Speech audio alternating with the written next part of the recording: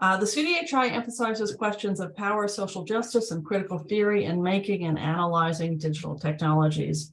Our version of digital humanities places accessible, anti-racist, decolonial, feminist, and queer, trans, and non-binary work at its core. We understand our current historical shift in digital technology as an opportunity for social and political transformation. And in our work, we foreground creative praxis, co-creation, public engagement, and community-based research. We offer fellowships to graduate and undergraduate students. We host postdoctoral fellows. We provide seed funding and other research support to faculty researchers. And we provide training and critical DH methods and tools. And we host a wide range of events, including Dr. Connie Crompton's talk that we are all here for today. So to learn a bit more about our work and our public programming and events, please visit our website, dhn.utoronto.ca. And for those who are on Twitter, we'd love to hear your thoughts about today's talk, and we will be tweeting from the event. Add your voice to the conversation. Be sure to tag us at U of T DHN or use the hashtag CDHI Talks. So now it's my great pleasure to introduce Dr. Crompton, also known as Connie. Connie Crompton is a Canada Research Chair in Digital Humanities and Director of the Humanities Data Lab at the University of Ottawa. Prior to joining the university, she was an assistant professor of digital humanities at the University of British Columbia's Okanagan campus, and she directed the Faculty of Creative and Critical Studies Humanities Data Lab there. In case you haven't figured this out, I mean, Connie's definitely one of the leading lights of digital humanities in Canada and internationally as well. Her research interests include linked data, data modeling, code as a representative medium, queer history, Victorian popular culture. She currently co-directs the Lesbian and Gay Liberation in Canada project with Michelle Schwartz, who I think is who's here today, so a shout out. And she's also the Vice President English at the Canadian Society for Digital Humanities and is an Associate Director of the Digital Humanities Summer Institute for the University of Victoria, also known as DHSI, of which many of you probably here are familiar. So Connie, it's my great pleasure to welcome you, and I will now happily turn over the proceedings to you for your talk. Thank you for such an extremely warm welcome on what has been a rather sort of frazzling afternoon. I can't imagine a better place to be.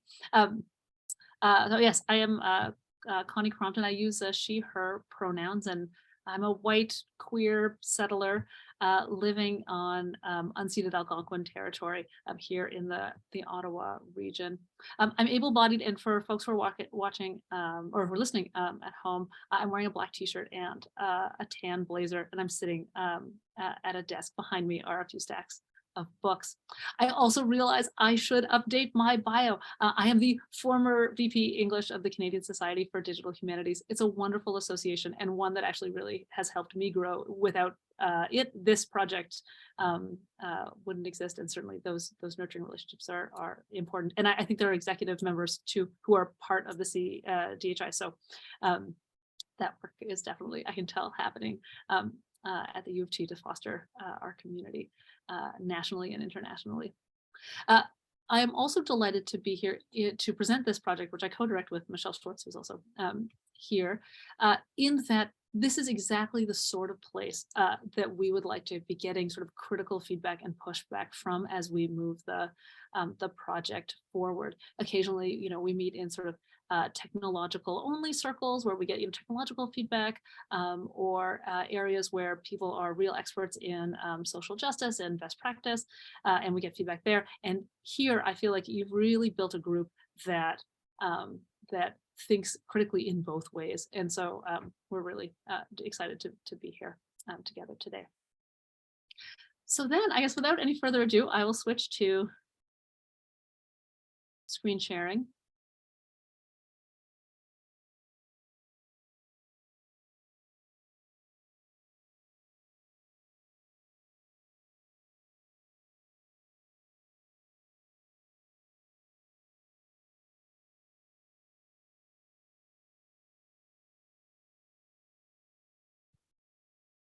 I'm getting a slow load. But here we are.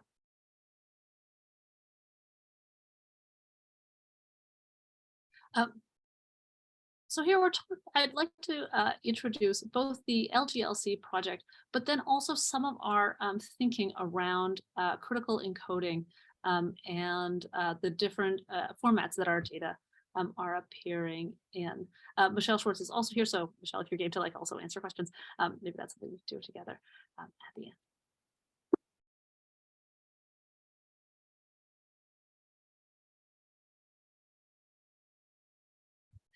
So in this deck, I'm going to start out with an introduction to the project itself and some of its foundations, including the ones that we sort of attach ourselves to and the lineages that we really feel that we've benefited from in creating this project. Some of this might be familiar to folks who have heard about the project before. It really is the foundation on which we stand.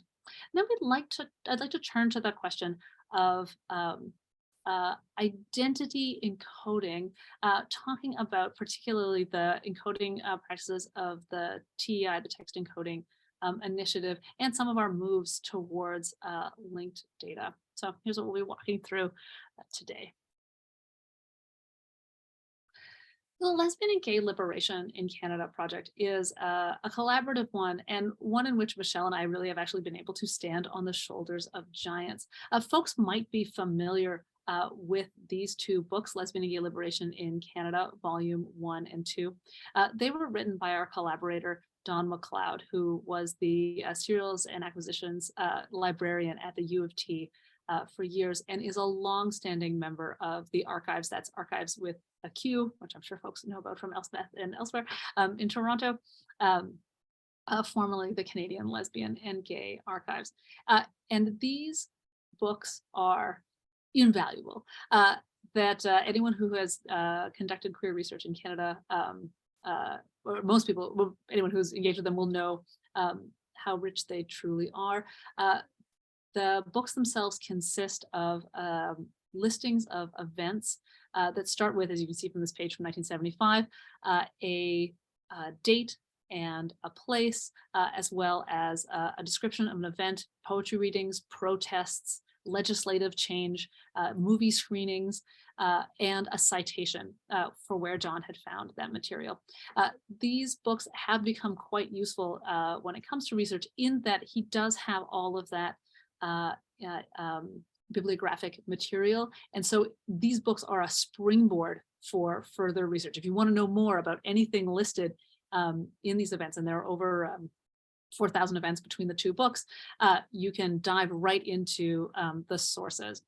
Now, John compiled these books himself, traveling to archives across the country, although a lot of the work took place at the archives with a Q in Toronto, that he really did travel far and wide, and created these works himself in the tried and true bibliographic record fashion, keeping cue cards with the events on them, ordering them. He typeset it himself and working with an editor, created the books, which are now available as print on demand. This actually was really like very much Michelle and my good fortune. We met Don volunteering at the archives when I also used to live in Toronto, and we knew about the books and asked Don if it would be possible for us to work with them. We thought, like, wouldn't these be wonderful in digital form? They're excellent as books, but you can only read them in chronological order. So there isn't sort of a way within a book kind of structure to be able to say, oh, please bring me back all the events that involve this organization and this person, or please bring me back all of the events that happen in this one city, but only in this time range. And please put them in reverse time order so I can sort of see how things struck down. We really thought these two works would really be increased in utility if they could be mixed and matched in that way. So Michelle and I started in 2011 encoding the text. We were lucky. Don, bless him, said, well, they exist as PDFs. That's about as digital as I want to make them. You're welcome to do what you like with them if you would like to digitize things further, as long as I don't have to do anything. And of course, we said yes. And then Don has had to do lots, which is to say he's been an invaluable resource as we consult and, find things and have questions about the content in there. So we started by creating an OCR version of the text, cleaning it up by hand as we went, and encoding it in TEI. We'll be talking about TEI in more depth a little bit later in the presentation, but here on the right-hand side, you can see what the code itself looks like. It's human readable, and it places the code itself inside and around the text with pointy brackets telling us what this stretch of text is, offering the computer a little bit more detail. So even there with May, you can see that May is wrapped up in date tags, and it's telling the computer this word May is May of 1975. And that's because, computers on their own, without a lot of sort of like heavy processing, don't necessarily know what any stretch of characters means. Is the word May here one of something asking for permission? Is this thing a date? We can really be explicit with our markup and tell the computer what we as scholars know the text to be. We can also, of course, with the TEI add certainty. So if we are making an interpretive move and we're not certain about something, we can also use the code to express our lack of certainty and why in order to really sort of get full analytic power out of the text. So Michelle and I started encoding the text together, and it was one of those sort of classic early projects. When you're working on something with a research partner or maybe on one's own, and you do as much as you can, and then write to granting agencies and say, "Look what we did with no money at all. Can you imagine how fabulous this would be if we had more funding and could train cadres of students and work together collaboratively in that way?" Between the two of us, we had done some encoding. We had created an HTML version of the first chapter of Don's work, and we were lucky to get support from Shirk to continue the project and to work with a larger cadre of students.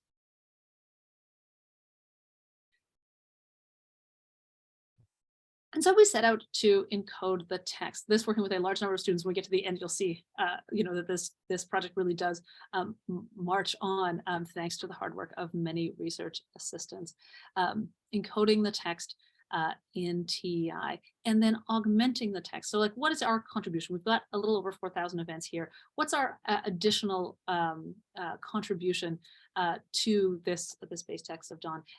And that really has been research into the periodicals, the organizations, the people who are included in the text. So we have students who were, some of them going to archives, some collecting interviews, especially where we were trying to fill in gaps that were not necessarily covered in periodicals, and trying to work with materials that aren't necessarily readily archivable, like the more ephemeral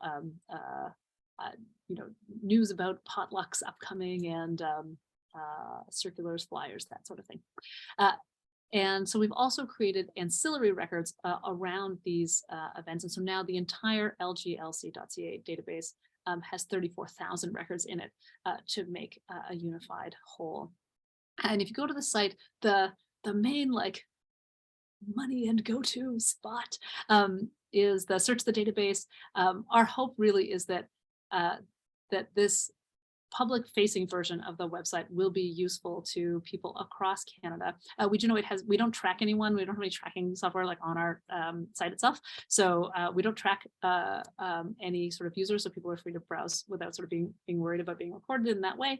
But we do know that there has been some uptake because we get a few news requests, and it's been used for training in government and that kind of thing.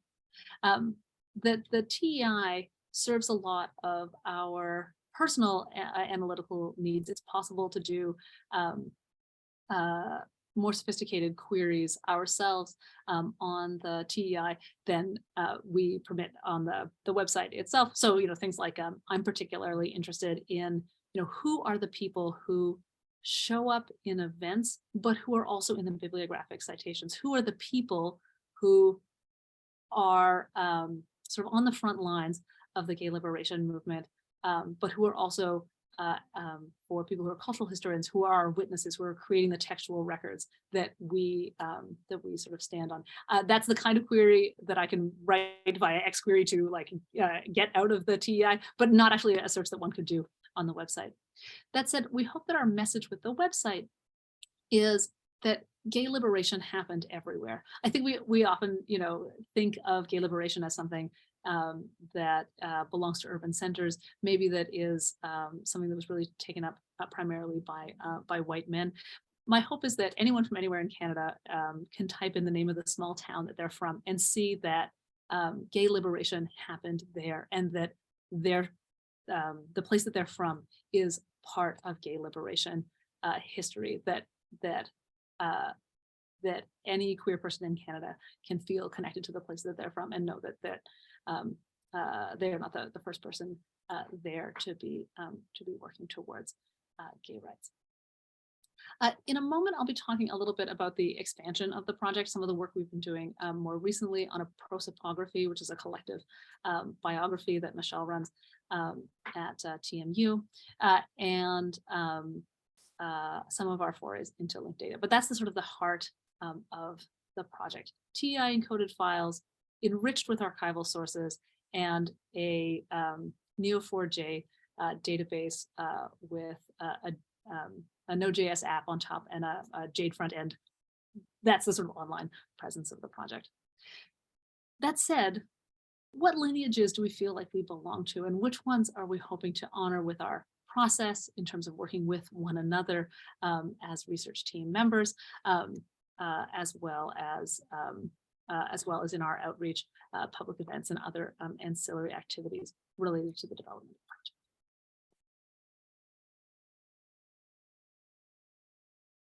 So here's a quote that comes from Lillian Faderman, pointing out the importance of publications in order to share the information about the ways people have lived over time.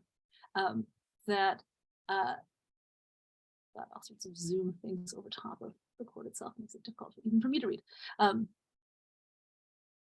That the possibility of life as a lesbian had to be socially constructed in order for women to be able to choose that life. And the news of that way of living had to be available in order to identify oneself. Certainly there's a long history of women's writing around this question of being able to find oneself in history. I'd like to start with the tale of Jeanette Howard Foster, who's the author of Sex Variant Women in Literature. When she was a student, she was, as a senior student, called into at Howard University to speak to a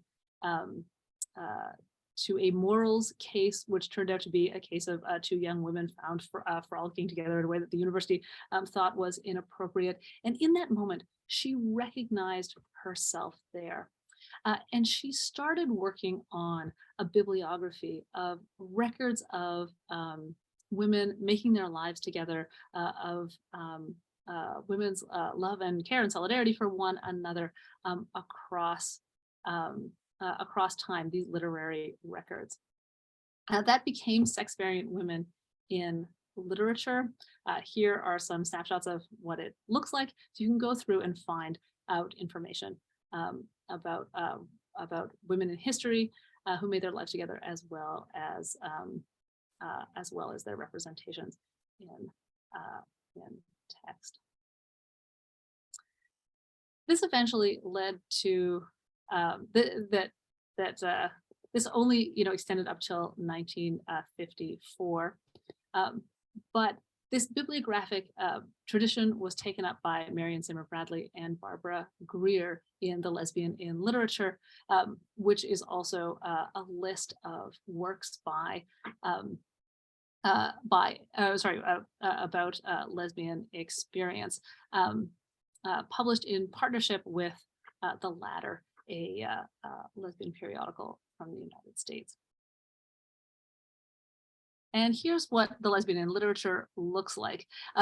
It gives a very broad overview of a very broad range of literature. So again, too, thinking about a pre-internet age, if folks want to read more about compelling experiences, they can go through here and find those works. The overviews are occasionally a little bit tongue in cheek, and they certainly even have a category for like trashy content as well. And here we have the bibliography of bibliographies that comes from the Lesbian Her Story Archives newsletter. And so we move through time from like there being one or two bibliographies to lots of bibliographies that folks could consult in order to find more representations of lesbian life.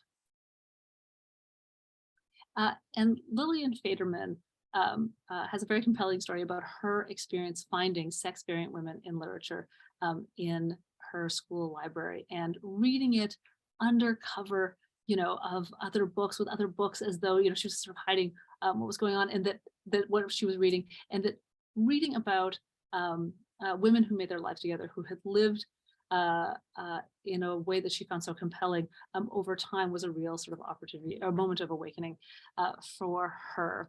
And it was then, she said, that she got sort of the core of the idea for the research that went into surpassing the love of men, uncovering more of women's lives together from the 19th century.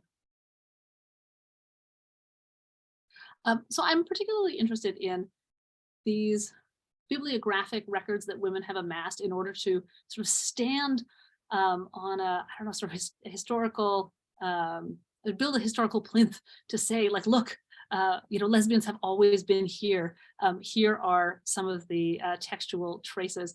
This is another book that I also think is quite compelling, that is full of these textual traces.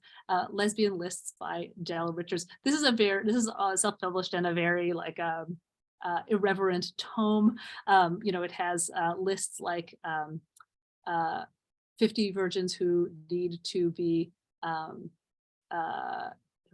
researched, and 20 questionable nuns. It goes through people in history who she signals might have been lesbian. What's so particularly compelling to me about this book is part of her introduction includes a description of her own sexual awakening, and she really points to the fact that her lesbianism is political, that she is a lesbian, not in what we might in like contemporary discourse have a born that way kind of approach, but rather it is a choice of hers that rises up from her politics. And what I find quite interesting is, of course, that I think even though there are many women now who would still identify as lesbian, but who and who came to lesbianism through politics, that in the broader sort of public discourse, that way of defining oneself as a lesbian through politics has diminished in some way. We don't hear that broader discourse of I'm a lesbian because of my political beliefs, not because of an innate sexuality, for example. And so one of the things too that can be useful in amassing these textual records is capturing that change over time, and also reclaiming ways of living. I think that being lesbian through politics is perfectly reasonable, and that we wouldn't want the record of that to be lost to history. I'm very lucky to be working at the University of Ottawa. So as Elspeth said, I used to be a professor at the University of British Columbia's Okanagan campus. And in moving to the University of Ottawa, one of the things that really attracted me was the Women's Movement Archives, which are here. They were started by Pat Leslie in Toronto, and eventually in looking for an institutional home, ended up at the University of Ottawa. And here, we have all sorts of other records of the way that women amassed information and shared it with one another, including the women's bookmobile that took videos as well as books out around the Southern Ontario community so that people would also have access to these sorts of works. So it's one thing to have bibliographies you get sent in a newsletter in the mail, another to have access to books directly. And that this impulse to list, to amass textual evidence of a particular history in order to see oneself reflected back in time, of course, continues on. Autostraddle has its old Hollywood edition chart, which shows lists of women who either were in relationships with one another or who there's some compelling evidence that they might have been. Folks might also be familiar with the L word and the way that folks are listed as connected then. And in this sort of like late 20th, early 21st century representation, we get more network graphs. So we're sort of moving from lists to network graphs. And the LGLC project is doing a similar thing too, that we're working with Dawn's text, which really does have a list-like quality to it and is amassing this proof of gay liberation activity to sort of get a holistic overview of what happened between 1964 and 1981. But we can move from lists to network graphs and back again to show some more of those connections, not just in a linear way, but in a way that connects people, places, and events. And our database under the hood is a graph database that works in a networked way, just like this. And it really then makes it easy for us to show the connections between people, places, organizations, and periodicals. And the goal, I would say here, is to change what was once deprivation into cultural plentitude, to make it, to make real plentitude out of the, what might otherwise feel perhaps lonely, or where information might be harder to access. But really what I had pitched in the talk today was not like, here's the LGLC and like, here's why I think it matters. Although those are the reasons that I think it matters. And these are the traditions that we get to like stand on in order to move the work forward. I also wanted to take the opportunity to talk through the encoding standards that we use under the hood. Now, folks on this call, and I recognize some heavy hitters from the digital humanities world here, will be familiar with the TEI. I do have a bit of an overview just in case it is unfamiliar to folks. The TEI encoding language is this encoding that you see on the right. We've got the black text, that's the original text from Dawn's work. And interleaved in between are tags which open and close around a stretch of Dawn's text and tell the computer explicitly what that stretch of text is. Gives a little bit more information and can connect it to other pieces of the project. So for example, if you look around Gay Tide, we've got a link that links this to our information about the Gay Tide newspaper, or organizations get connected to one another.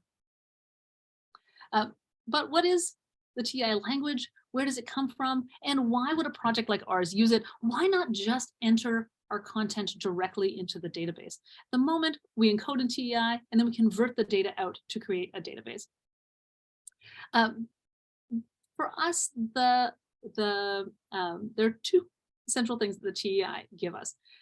The power to archive our work and the power to do more sophisticated analysis than we can do through the database. The TEI is an initiative of a consortium called the Text Encoding Initiative Consortium.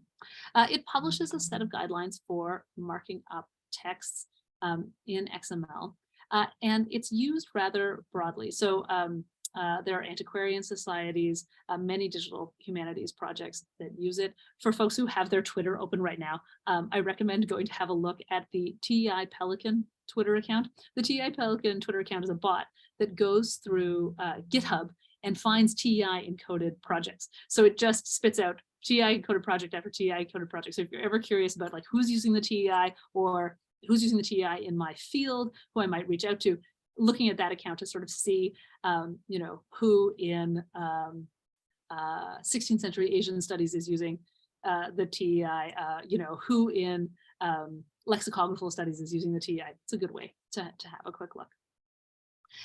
The TEI consortium provides tools that let people create the rules for their documents. This is very helpful for us. So we, you know, every time we put a date tag around our content, the computer prompts our students to also include a written out version of the date so that we can make sure to create our timelines correctly, that sort of thing, that functionality comes to us from the TEI.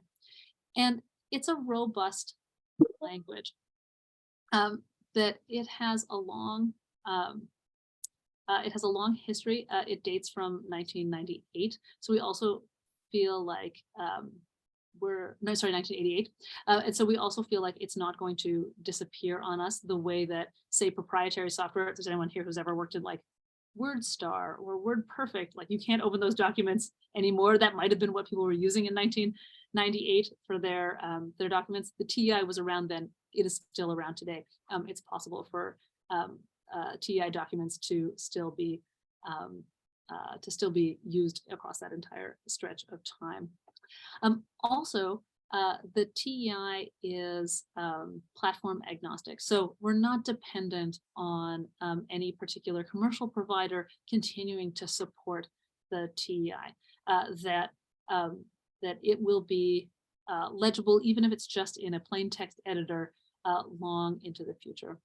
And the other, another of the archiving benefits for us is that it is human readable. So that it's, speaking of the hegemony of English, although there are people who would argue that like these are computational terms now and the computer doesn't really care what tags you use, as it turns out, like these tags look like English and they, for the computer, carry a formal meaning. What a bibliographic entry is has a formal meaning in the TEI, and the word for it, though, in the element name is Bibble, and so that, of course, seems you know, sort of human readable to us in English, which also makes us feel as though we could really print out the code of the LGLC, and it could continue on, you know, sort of safely and even just be like read in paper form. Whereas, of course, for anything stored in the database, you know, to print out a database isn't sort of meaningful. You could maybe extract the text and print that, but our code itself is human legible. Finally, XML is a format that many libraries and archives are willing to take. It's possible to even just put it up in a institutional repository. So we know too that it can be safe in that way, and that it can be stored in a way that, say, for even our own website, database-backed projects are very difficult to maintain over time. It's all right as long as the PI is around and the support is there, but as soon as there isn't anyone to continue to migrate the database forward, if it poses a security risk to the host because it isn't being updated or patched anymore, those projects can go dark. And so we're really happy to keep our to keep our text in the TEI archival grade format because it feels particularly safe to us. And then we can transform out into the database, but also into visualizations for articles and for presentations, and into spreadsheets to work with other sources and to collaborate with others. So the TEI is a useful core language for us from which we can extract various bits of data for other uses on the project. And it also gives us a good deal of analytical power. The TEI is an XML language, and so the tools that folks use like XPath and XSLT to query any XML language or transform it can be used by us too. And so that's useful too when I want to ask the questions of, like, you know, who are the 200 people who are the witnesses to for us to the events of the LGLC meetings, who's project, who's writing about these things. It's XQuery that lets me pull that information out. We get a lot of value out of having our encoding in TEI. And XML itself, of which the TEI is a subset, isn't going anywhere. That even if you have never written XML by hand, you have created tons of it. There is XML under the hood in Word documents. If you've ever used Google Maps, that's KML, the XML language for mapping. For folks in music, there's MEI, the encoding language for music that is in XML. So in terms of a technology too that has broad kind of uptake and continued use, this also seems like an attractive and secure way to store our work. The other thing that gives us, so that's like on like the technical front where we're like, oh yeah, TEI, the greatest, we're all set. But there are other reasons that we have continued to be heartened by and to engage with the TEI, and in ways that I'm excited to be able to discuss with the CDHI community. That it's a responsive, community-driven language. So it has a long history, and it too is a cultural artifact that has changed over time in response to community needs. Just to choose an example that relates to some of the work that Michelle and I are interested in, the way that the TEI represents sex and gender has changed significantly in the last 10 years. So I guess like 10 years ago, or maybe in 2012, so like 11 years ago, the TEI did have the option for people to mark up the sex of any person in their project, and they suggested they had legal values for sex that came from the International Standards Organization standards, which were 1 for male, 2 for female, 0 for doesn't apply, and 9 for unknown. And then these come from like American tax standards, and those are the standard values as far as the ISO is concerned for sex. And the TEI had taken those up, even though of course we know from our like lived experience that is a rather sort of limited view of sex. And the TEI is a community-based initiative. Anyone who is like encoding their texts in TEI is welcome to do so for free. The TEI is not going to come and like ask people for money, but that you can also become a member of the TEI. If you're like really keen on this language, you can join the technical council. You can join the board of directors and help, you know, shape it and guide it. And if you find things in the TEI that don't fit your encoding needs, you can write to the TEI, join the listserv, start a conversation about changing what is in the TEI to reflect your research needs or what you know about your sort of lived experience. So in 2013, there was like an upswelling from the community, discussions on Twitter, discussions on the listserv, discussions in the tickets that underpin the TEI technical council's work about changing the way that the TEI handled sex. You can see this joke here from Stephen Ramsey saying, so Simone de Beauvoir, she gets her author tags around her, sex, value, female, she's always the second sex, sigh.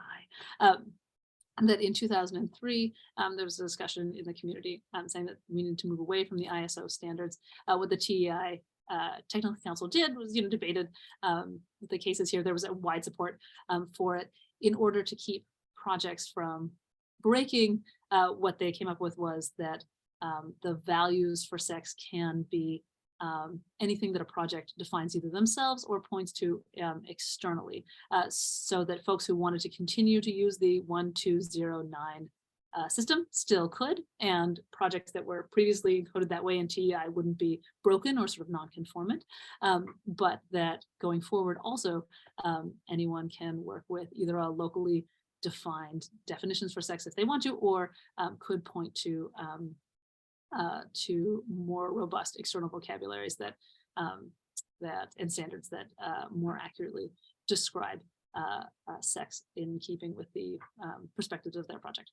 So that was 2013, but it's not just like a closed question. You know, at the time that was maybe where the digital humanities community was in a broad way in terms of thinking about sex and gender, but things have also changed a lot in the last 10 years. So in the most recent release of the TEI, there's a response to an even broader conversation that has been that like sex is not the only thing that folks want to be able to capture in their information about people, and that they need something much more robust.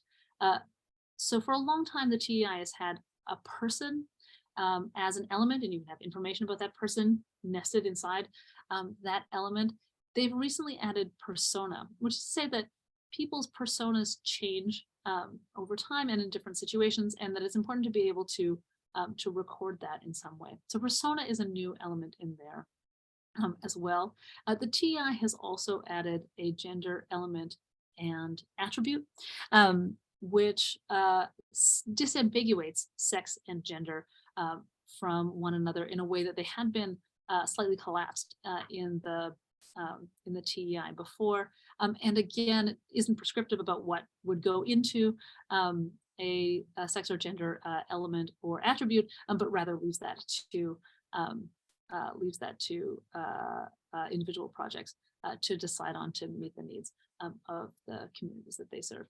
So the TEI itself too is not only useful to us because it's an archivable format and it gives us analytical power, but also because it is driven by a community that is responsive to researcher needs.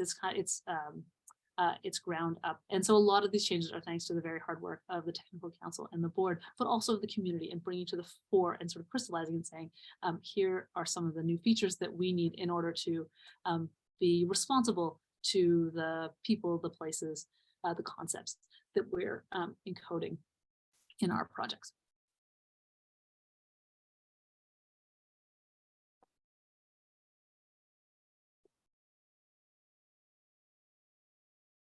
And so here's where I haven't said this in many conferences. But this will be recorded, so here it is on the web, folks. Here's where I say, yes, I'm interested in the TEI and how the TEI records sex and gender. But I now will admit that on the LGLC project, we do not record information about sex and gender of the people in the LGLC prosopography. And this is because when we started the project, we thought that the only thing we could really do responsibly would be to include sex and gender and sexuality as reported by a person themselves, rather than something mentioned by a journalist or by the courts or any sort of heavy-handed interpretation on our part. We really did want to make sure we were working only with self-reports. We started to do some of this work and to map out what our workflow would be, and what our workflow would be for drawing out evidence from newspaper articles, which is mostly what we work with, in order to also perhaps recover some of these more nuanced sexualities, like the Del Richards, lesbian through politics rather than lesbian through nature, for example, ways of being. And we got started, we did a sample, and we could tell that already we were going to end up with a data set where, if based only on self-reports, we've got the LGLC and it only has 8 women in it and 3 lesbians. And although that would have been responsible based on our being able to have self-reported evidence in the database, it didn't seem like that would be very useful for searchers, nor would it necessarily accurately reflect what we have, even if it was like responsible in terms of labeling folks. And so we just don't have sex and gender information in our TEI or under the hood on the LGLC website or prosopography.lglc.ca.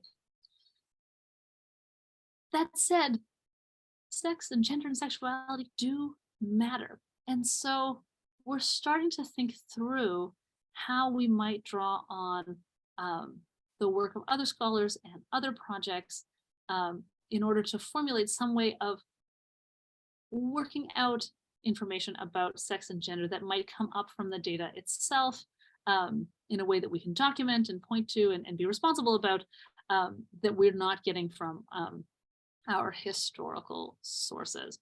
And so here we're turning to linked data, which is at the foundation of what folks are called the smart web or the semantic web. If you've ever put in like a natural language query into Google and gotten back one of those little panels that has like, here's this person and here's who they're married to, and people also search for this person, here's who their children are, and here's the books that they've written. You've interacted with data that is in a linked data like format. And our data is in a graph database. It is actually in a format that's very similar to linked data. So we thought, it'll be easy to convert our data out so that it could be linked up with other sources on the web. This would also be useful too, if our data exists as linked data, to sort of insert what we know on the project into other projects. So for example, if there's a project out there that's in linked data format that has information about Margaret Atwood, we could connect our data to theirs. They can definitely like hang on to like the records of like Margaret Atwood's birth and death, and then we can draw on that into our project. Not her death, may she live on with us like in perpetuity and everything she's written, but that we could draw that data into our project, and that they could draw information about Margaret Atwood that's in our project, about Project Soap and her standing up and protesting the bathhouse raids, into maybe a more mainstream Margaret Atwood project that doesn't necessarily have that information. So we could have that two-way effect if we move into the world of linked data. The other thing too that we've been exploring is looking at controlled vocabularies. We're big fans of the Homosaurus project, as well as the Canadian Research Writing Collaboratory. And the LGLC collaborates with the Canadian Research Writing Collaboratory, which is run by Susan Brown, who also runs the linked infrastructure for network cultural scholarship at the University of Guelph. And that brings together 14 different research groups from across Canada with partners in the United States and in England to create rich cultural linked data that could be interoperable with one another. And part of their work on the Links project is coming up with definitions for historical identities and bringing in scholarly sources in order to support those. And we haven't decided yet if we will also adopt these. Does the androgyny as defined inside the Quark project really match anything that we know about the LGLC people? But it's a useful exercise to have an enriched set of concepts that we might be able to map onto some of our data. This is quite different from a lot of the commercial linked data providers. When you're searching on the web, most web linked data is in the schema.org format, which was designed by Google and Yandex, which is a Russian search company, and Yahoo and a few others, and that they have a binary model for sex, and they don't really capture gender at all. So that's the linked data that is in this impoverished linked data that's like out on the web that is shaping our search lives.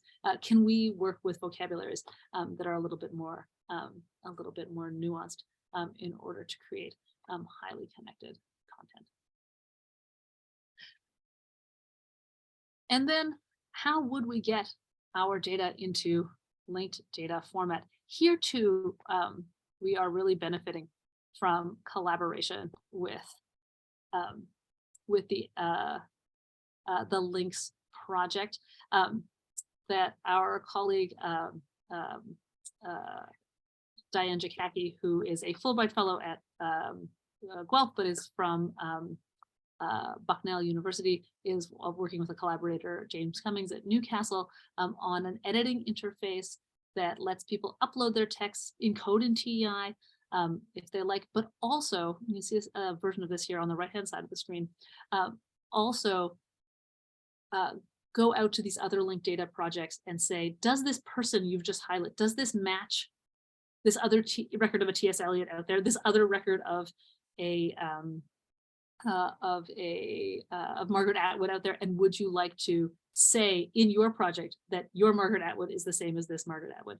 One of the nice things about linked data, of course, is that you don't, if you say like, those people's records about Margaret Atwood seem erroneous to me, or that don't fit with our theoretical precepts, I'm not going to connect the two. But now there are some really interesting user-friendly tools for connecting the two when people do find records that match with their vision of a project, so that you can start pulling in data from other projects into yours and connecting them to one another. So I highly recommend looking up LeafWriter, which is like still in development, but has a beta version that's available for testing for people who are interested in editing TEI documents in a user-friendly way, but who also would like to add some of that linked data functionality to their projects. At the University of Ottawa, through the Links project, I'm also working on software to convert TEI into linked data. And that's because there are thousands of beautiful, many peer-reviewed TEI-based projects out there. Lots of them are siloed, unconnected to one another. And so the software that we're developing is for folks who would like to be part of the Links project, would like to have a linked data version of their TEI that connected easily to other projects, that they can submit their TEI for conversion through Xtriples, which is a reskinned and retooled version of software developed by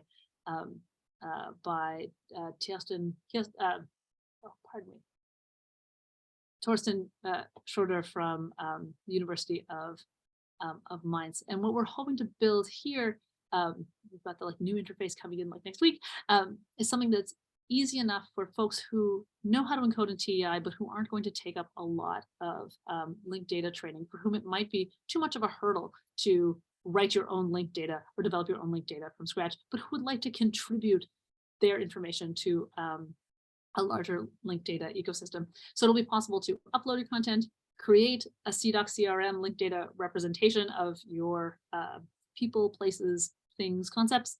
You can either take those away for use on your own project or contribute them to a larger project like Links that'll keep them all sort of nicely connected together. And so here too, we're now with the LGLC at the stage where we have to think through, do we want to use some of these controlled vocabularies? And do we want to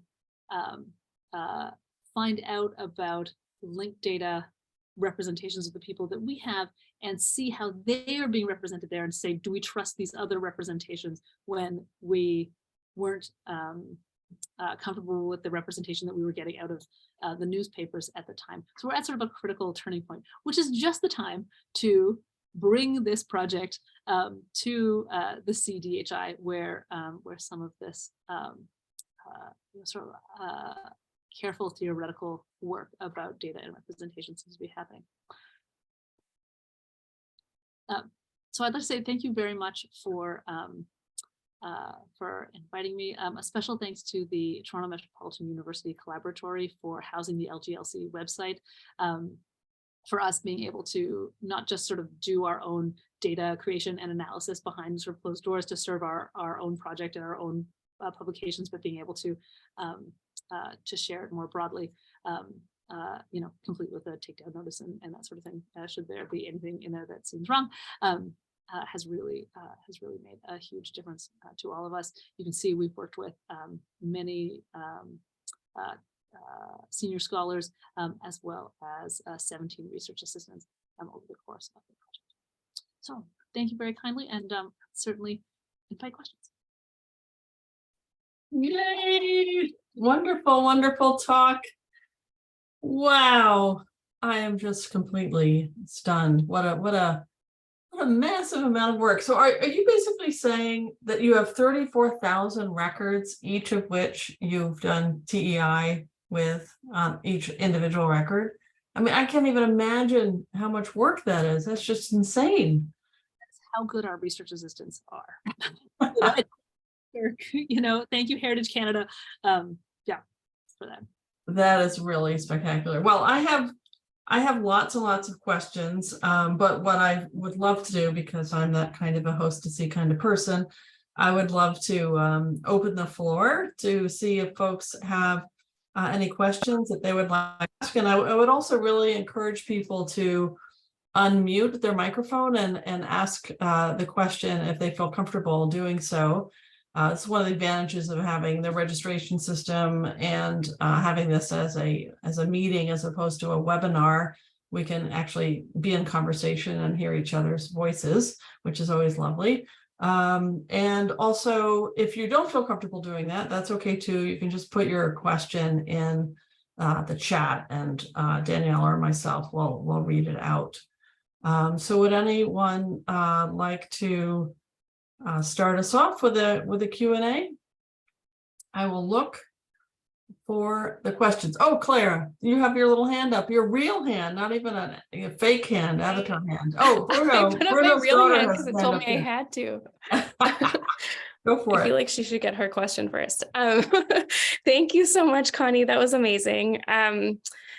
Yeah, and like so much important work, right, that you guys are doing, not only for your own project, but also for thinking about kind of all of us together, which I think is such an important and difficult aspect of DH, right? Because I think a lot of the barriers and challenges to that involve starting with these DIY projects and then kind of realizing that it's hard to connect things. So yeah, we might be hitting you up for support with the RDF stuff. But what I wanted to ask you about, though, is just like, this was also making me think a little bit about some more kind of like basic research questions that I feel like, when you're looking at some of the paper resources that you guys started with and at some of the archival materials, like tagging for or cataloging for gender and or sex is like a really tricky proposition, right? And I think there's it's also the case in library catalogs, in addition to TEI tagging resources, that this is not an area that is sort of like commonly tagged, right? So that presents some challenges if you're trying to figure out, like, if you're working on sort of gender related topics, you have to do different kinds of searches, and then often you find materials kind of by happenstance, right? And so I don't know, I guess I wonder, like, if you feel like there are sort of implications to be had for this kind of work in the world of sort of like discoverability for catalogs or those kinds of other contexts, like database related contexts. I'm just curious about like how far you can take some of these kinds of questions. I should double check that I'm like understanding the question correctly. Like, is it that like how and do we need to sort of reformulate even the sort of categories that are available in database design, in catalog design? Yes. I think also just like there's a couple other small elements, right? Because I think the decision to sort of like not tag for gender or not mark up gender is like obviously also defensible when you have this binary model that you like theoretically can't stand behind, right? But then that absence also creates different challenges, right? So I think part of what I'm just trying to like figure out on a broader scale is like what would it even look like to sort of try what you're talking about with a sort of ground up approach to terminology and stuff for some of these kind of other resources like library catalogs. I don't know.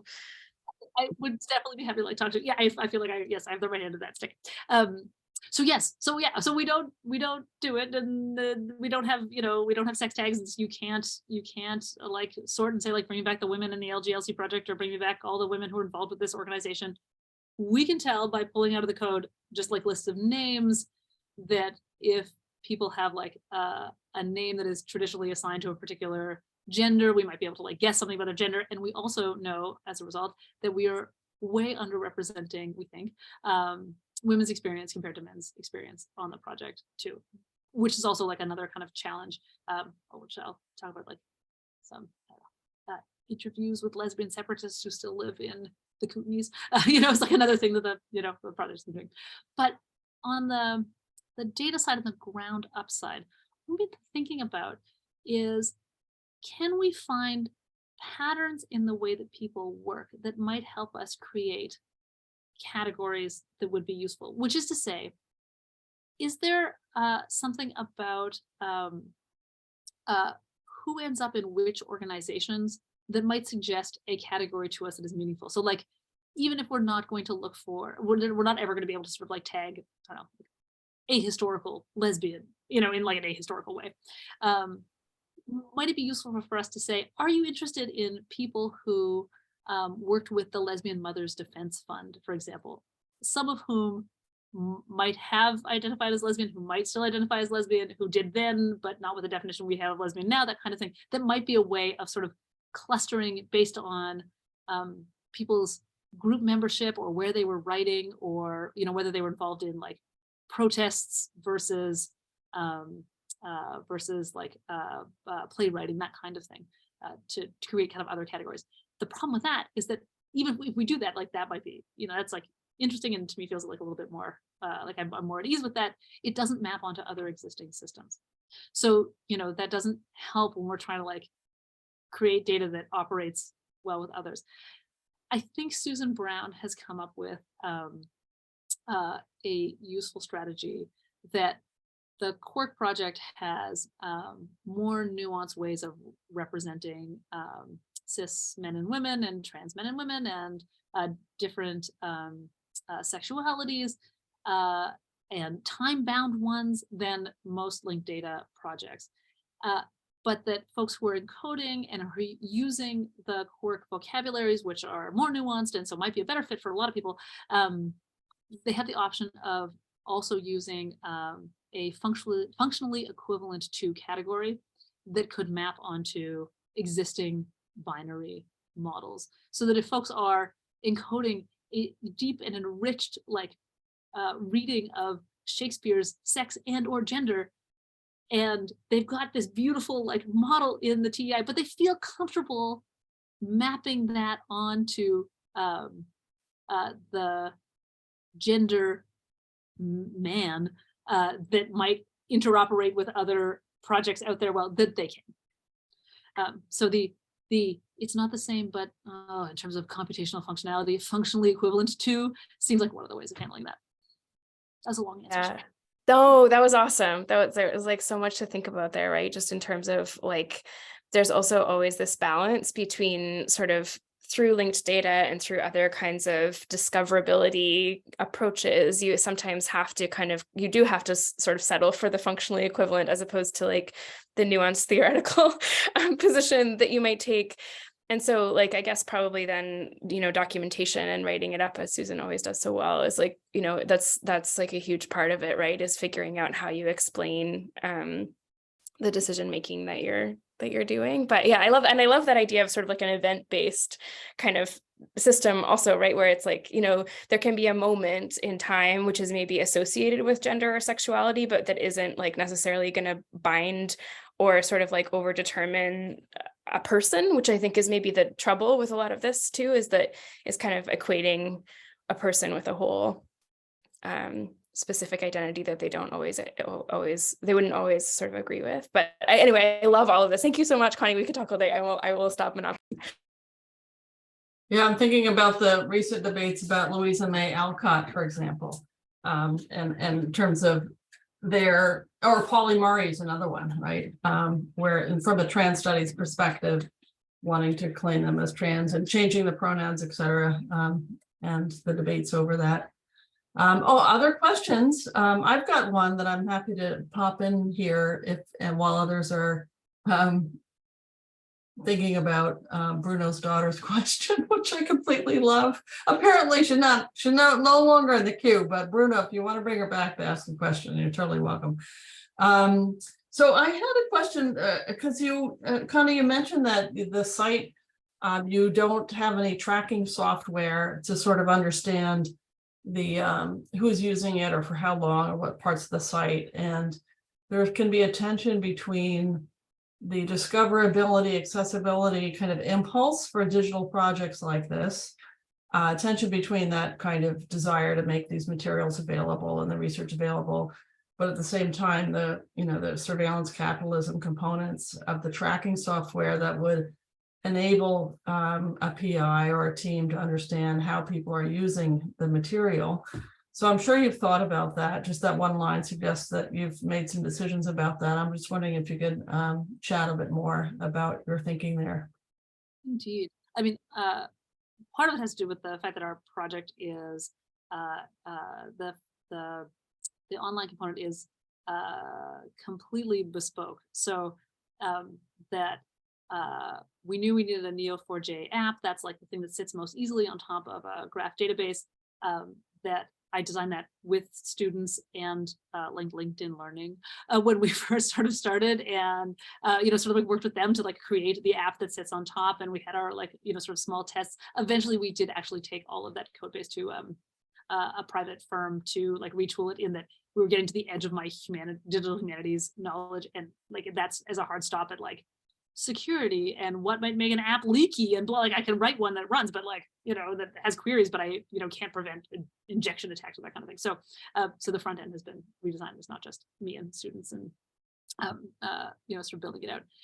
But that means that if we wanted tracking software or Google Analytics, we'd have to add it ourselves, and we could if we wanted to. Whereas I think also too, like a lot of people are working with, and this is almost like sometimes more.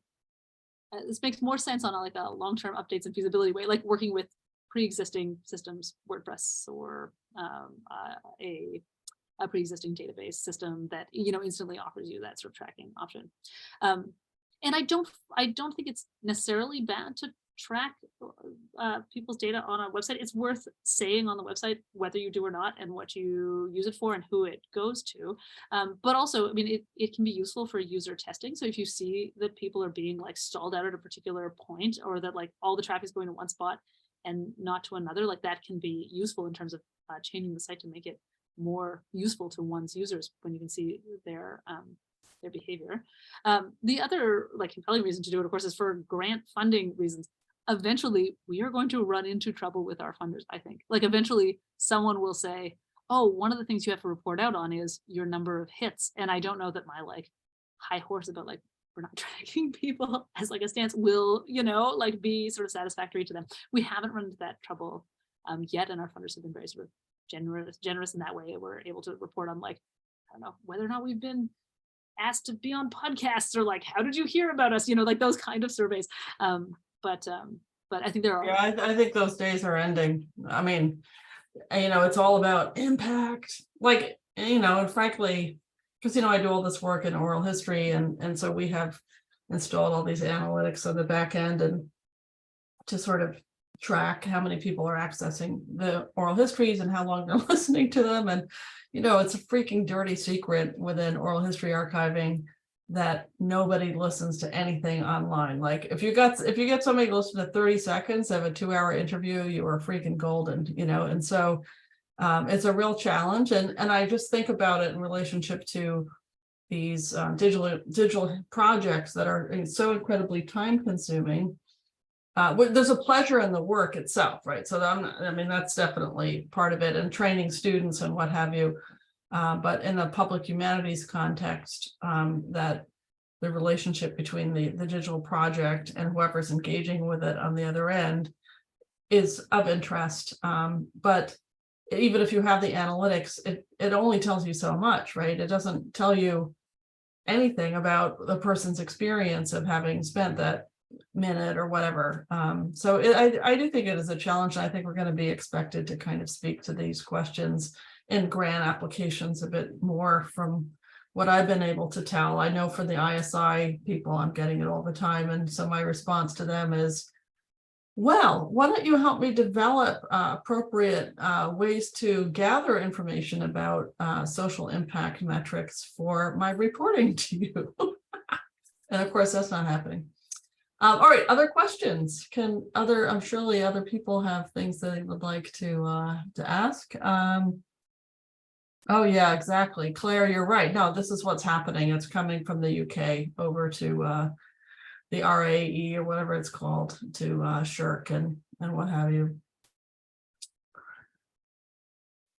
All right, I have another question while people are. Well, I thinking. have one too, Elspeth. Oh, well, is your hand up? That's the real question. No, here. I'm just barging in. Okay, good. Barge away. So this is, I guess, not specifically about the content of the project, but about the like kind of infrastructure that you've been building with your team. I'm the operations manager of CDHI, so that's partly where this question's coming from. But I'm wondering how, like, you spoke very generously about the work that your graduate assistants do. And I was wondering if you could say a little bit more about the role, how you understand your research as also a site of training for your students.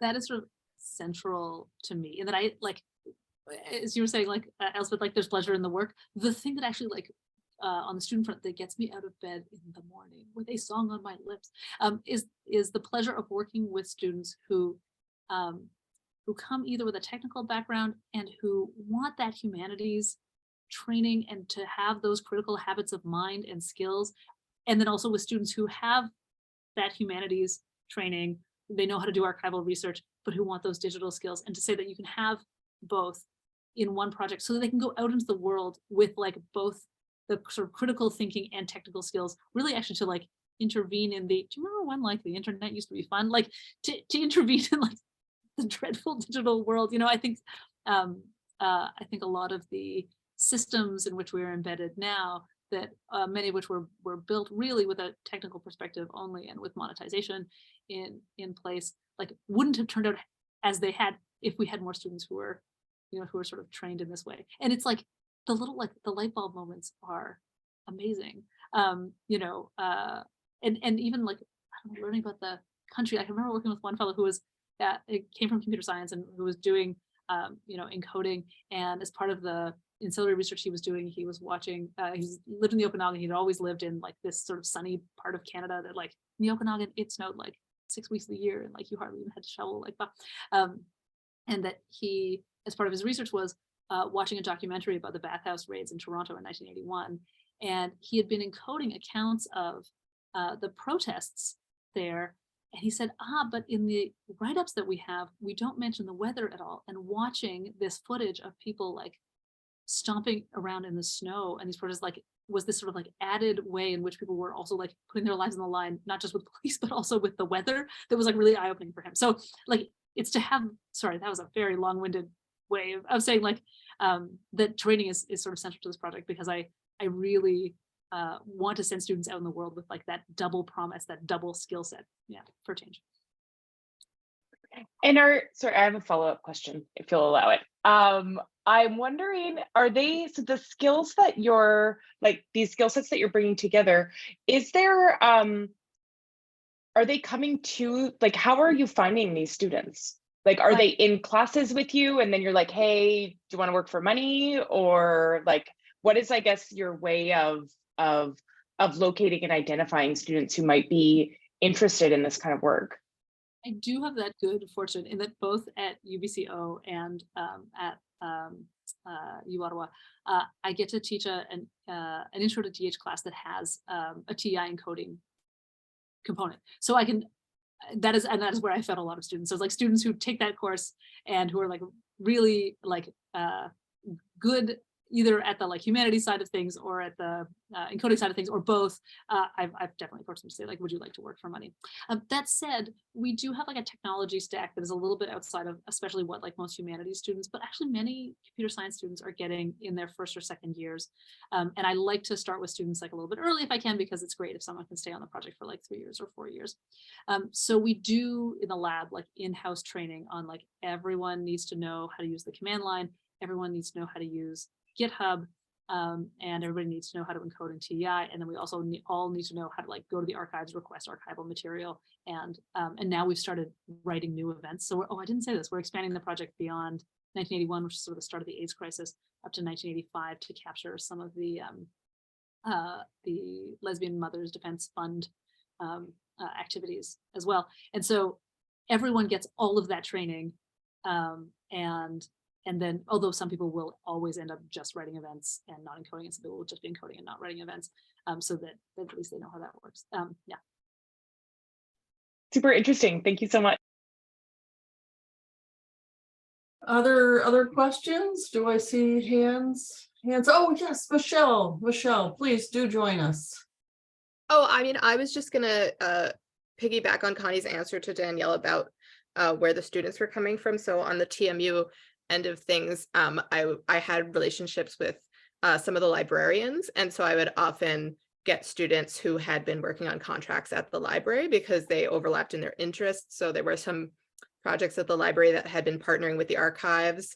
And so they had been doing stuff using like Omeka, or like they had been trained on press books. Like they just had some of the technical skills, but also like that kind of interest in archival research, very like detail oriented work on spreadsheets. Like they were already kind of hanging about the library.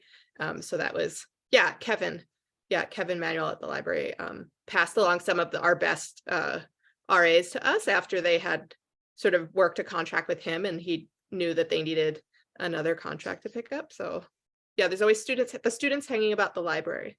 The library rats. Exactly.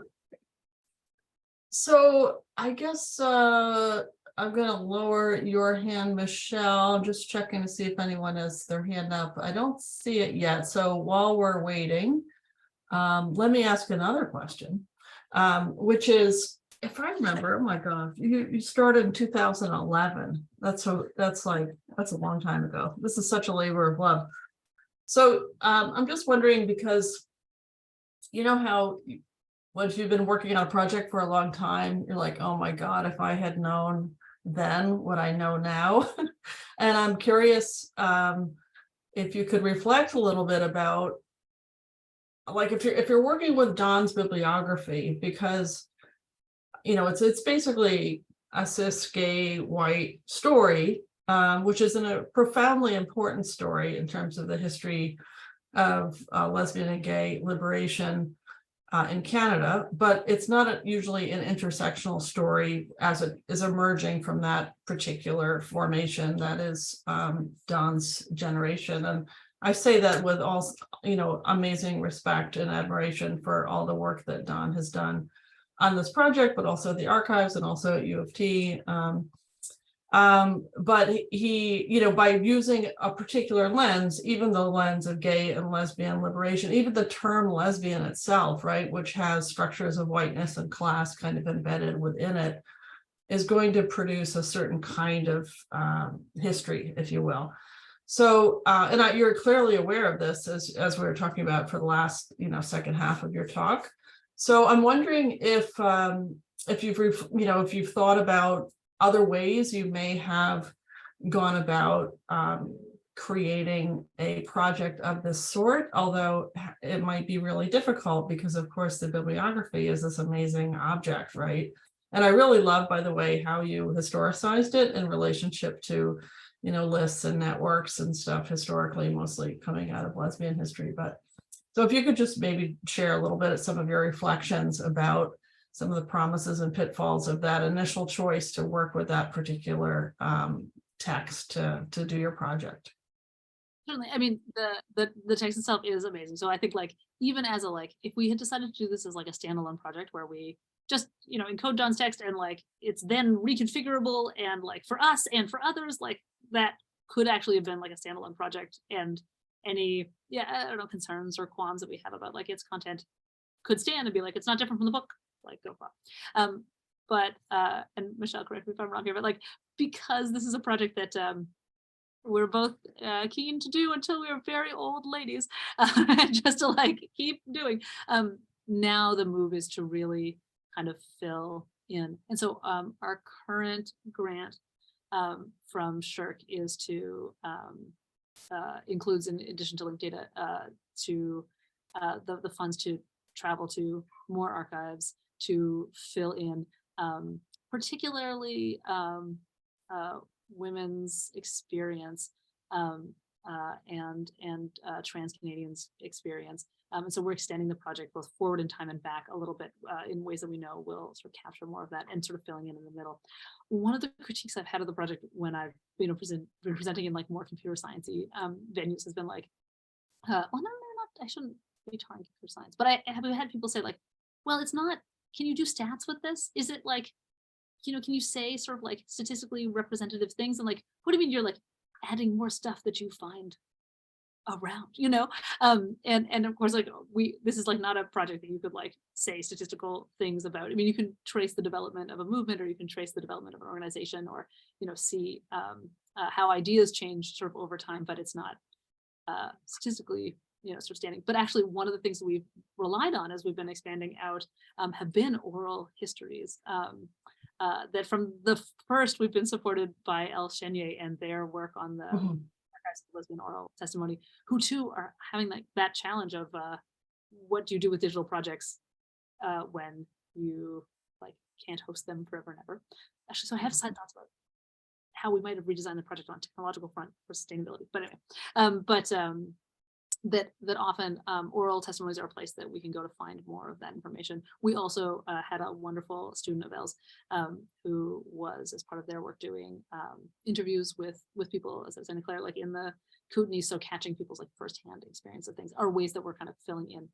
That said, we need to do a lot more community outreach than we have when we were just sort of like hunkered down and working on encoding, because we're only embedded in particular kinds of communities. And so we're also, you know, in the process of thinking through like what we need in terms of a responsible, you know, advisory board and ways of making the project, even if it will never be like statistically representative, more representative than maybe. Yeah, that sounds great. I mean, I'm thinking about like in terms of trans history and like Diane Hamilton, who founded the Canadian Transsexuals Association or what have you, I think in 1973. Like her boyfriend at the time was George Hislop, and they were hanging out in chat. So right there, you know, there's that boom, those two networks coming together. But because it's trans history, it's not going to make its way into John's bibliography necessarily, although I know there's some stuff in there. But that sounds really great and really challenging. And if you do move in the direction of or doing oral history stuff, like please reach out, because you know, like Al, I've, you know, more oral histories, like for example, we did the Lesbians Making History, digitized that and put that online, and so we do have a lot of stuff that might be of interest. But I could pick the brain all day, but I think there might be other opportunities to do that. Were you about to say something, Connie? I'm sorry, I cut you off. Who listens to online oral histories and like oral testimony? Like we will, and we do. So that very interested in oral history, like it will not be to conduct any, but rather to like benefit from the hard work that everyone has done to make so much of this material available. So fantastic. Well, we have transcripts, and you know, we have the data in all sorts of different forms. But yeah, I mean, whatever. I could talk about that more another time. So other questions. I see applause from Danielle. These little icons pop up on the participants listing.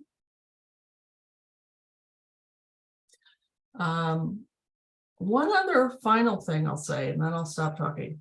I wonder if you and Michelle have thought about or have worked with MyTex students.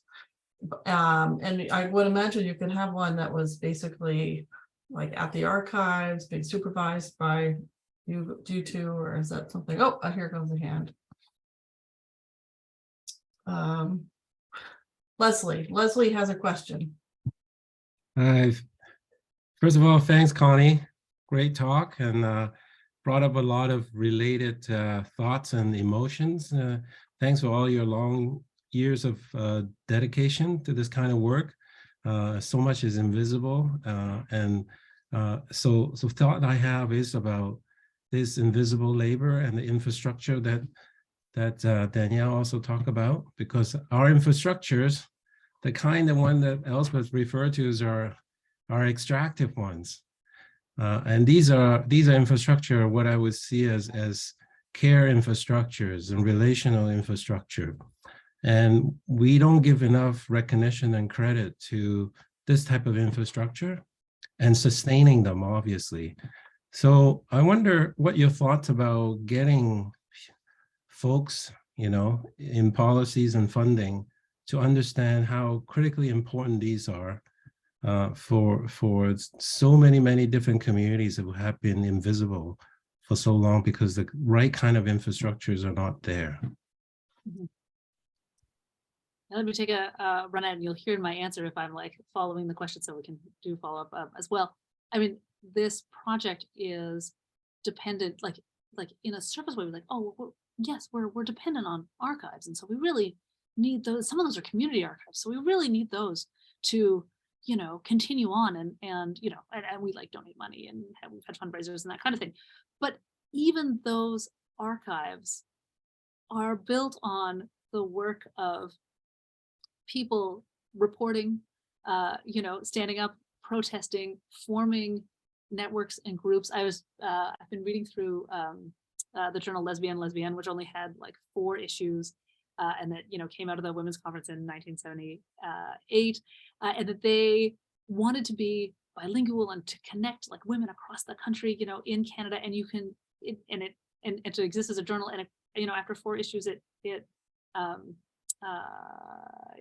they ceased publication, and you can see the networking care of these people who are putting this together even then and trying to build community across a linguistic divide in Canada, and that all of those things take time. And I think there's a move now to sort of say like, well, it's it's all online, or there's like a quick technological solution or that kind of thing, but none of that captures the or leaves space for the humanity and the time that it takes to build community and trust. And it's those things that go into, again, like making the things that eventually are in the archives and that are our sources. But I wouldn't want to just sort of focus on archives, but rather on like what it takes to do the activism and to spread the word, the traces of which we're working with.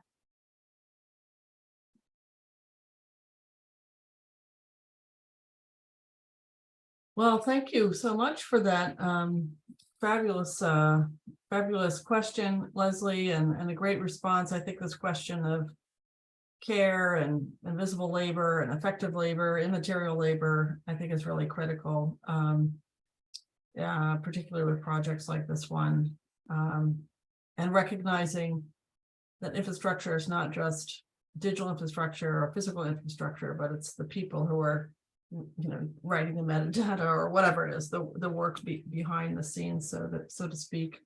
But I'm just going to do one last call to see if anyone has any final questions. And I'm not seeing any hands. And so what I think I'll do is just close the proceedings by thanking you so much, Connie. I so appreciate it. But before I let you go, there are a few closing announcements. I hope you don't mind if I just keep you captive here while I just say a few things about some events that we have coming up, and then we'll close by giving you a round of applause. So we have a lightning lunch on old data, new data, featuring L.K. Bertram, Dr. Kate McKinnon, and Dr. Francis Corey on February 17th, and we'll put the links up for these events in our chat. Our third and final visiting speaker will be Dr. Allie Martin from Dartmouth, who will be here with us on March 29th. And we also have a bunch of great workshops that are coming up this spring. Visit our website to learn more about them. And finally, we are collecting our own impact metrics. Please fill out our feedback form. It's not very long, the feedback form, but it'd be really great to get people's participation with that, so we can kind of see how we're doing. So with that, please join me in thanking Dr. Crompton for her fabulous talk, and we are giving you a round of applause, virtual hands, icon hands, real hands. Thank you so much, and thank you so much, everybody, for coming. We really appreciate it, and thank you for your patience in the beginning as we dealt with our technical challenges. I will now go if I can ever get back into any of my Ottawa U accounts ever again. I hope so. My God, that would be really super stressful. So thank you, everyone, for